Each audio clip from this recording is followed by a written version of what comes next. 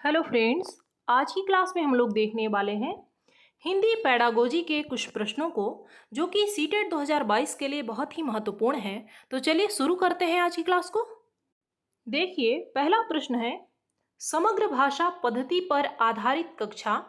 Option A है गतिविधियों के आयोजन पर बल देती है, बी है बच्चों के भाषाई विकास की स्पष्ट समझ पर बल देती है, सी है बाल साहित्य को पढ़कर सुनाने पर बल देती है, और डी है सभी भाषाओं को सीखने पर बल देती है।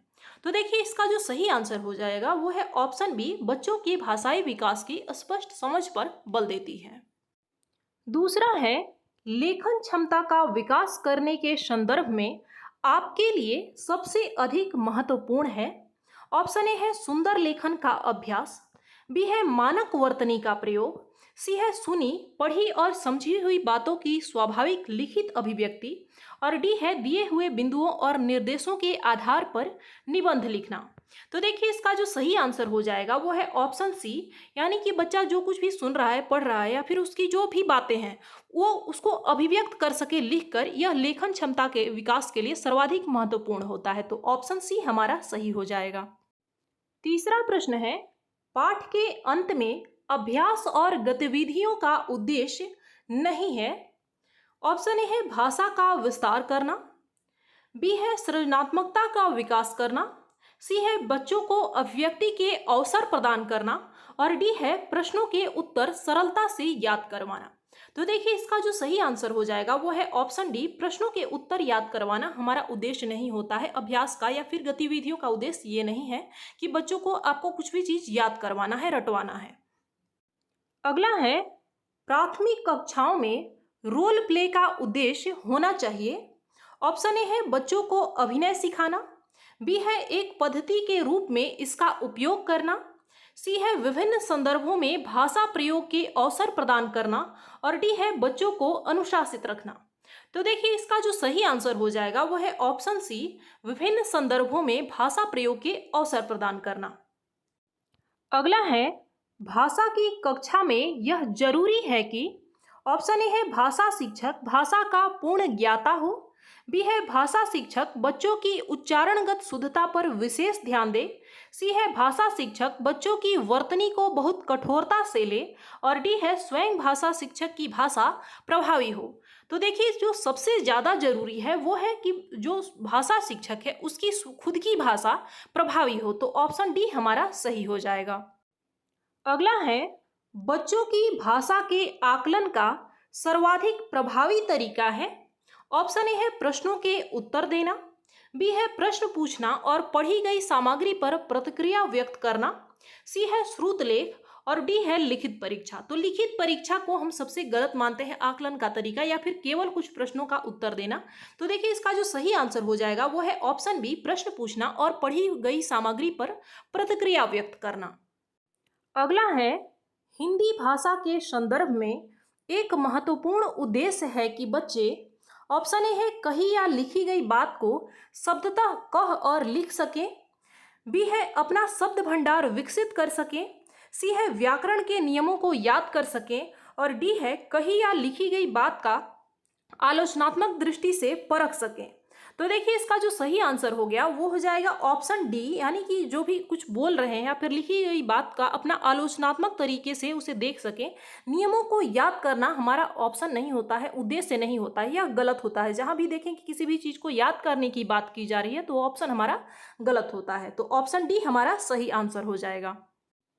अगला है, निम्नलिखित में से कौन सी गतिविधि श्रवण एवं वाचन कौशलों के विकास के लिए सर्वाधिक उपयुक्त होगी।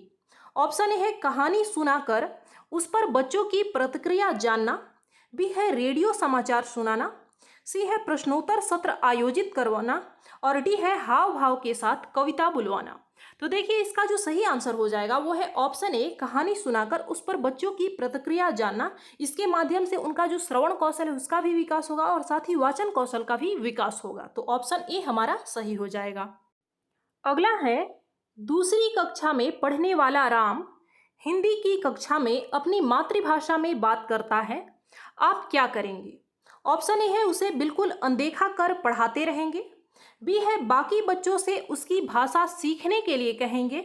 सी है उसे डांटेंगे कि वह कक्षा में मातृभाषा का प्रयोग न करे। और डी है उसकी भाषा को समझने की कोशिश करेंगे। तो देखिए इसका जो सही आंसर हो जाएगा वो है ऑप्शन डी, उसकी भाषा को समझने का हमें प्रयास करना है, उसे डांटना बिल्कुल भी नहीं है।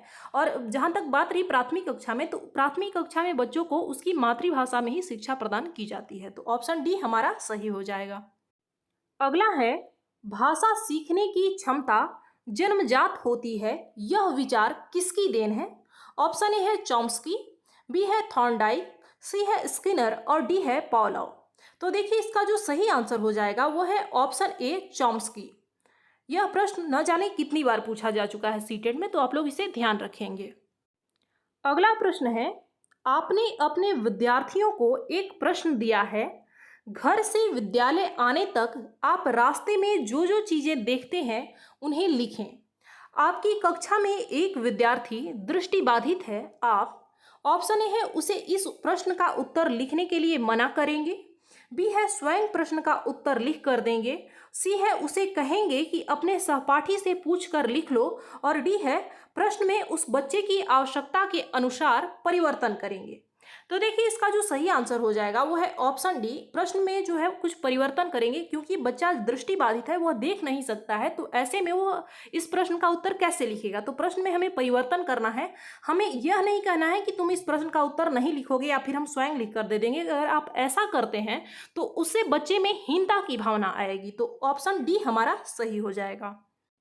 अगला प्रश्न है, भाषा का अस्तित्व एवं विकास डैश के बाहर नहीं हो सकता है। ऑप्शन ए है परिवार, बी है समाज, सी है विद्यालय और डी है साहित्य। तो देखिए इसका जो सही आंसर हो जाएगा वो है ऑप्शन बी समाज। भाषा का जो अस्तित्व है एवं जो विकास है वो समाज के बाहर नहीं हो सकता है। अगला है, आपकी दृष्टि में अभ्यास, ऑप्शन ए है बच्चों को तार्किक बनाते हैं, बी है बच्चों को भाषा के बारे में बताते हैं, सी है बच्चों को उत्तर देना सिखाते हैं और डी है पाठ को समझने में मदद करते हैं। तो देखिए इसका जो सही आंसर हो जाएगा वो है ऑप्शन ए, बच्चों को तार्किक बनाते हैं, जो अभ्यास के प्रश्न दिए होते हैं पाठ के अंत में। तो ऑप्शन ए हमारा सही हो जाएगा। अगला है, भाषा का पोर्टफोलियो हो सकता है। ऑप्शन ए है प्रपत्रों का आकर्षक संग्रह, बी है परियोजना कार्यों का संगठित संग्रह, सी है प्रश्नानुसार लिखित उत्तरों का संग्रह और डी है प्रपत्रों का संगठित और क्रमबद्ध संग्रह।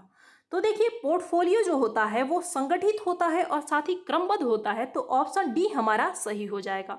अगर बात सीटेट की जाए तो इसमें एक प्रश्न पोर्टफोलियो से, साथ ही अधिगम और अर्जन से, बहुभाषिकता से, इन सभी से पूछे ही जाते हैं, तो आप लोग इसे तैयार कर लें।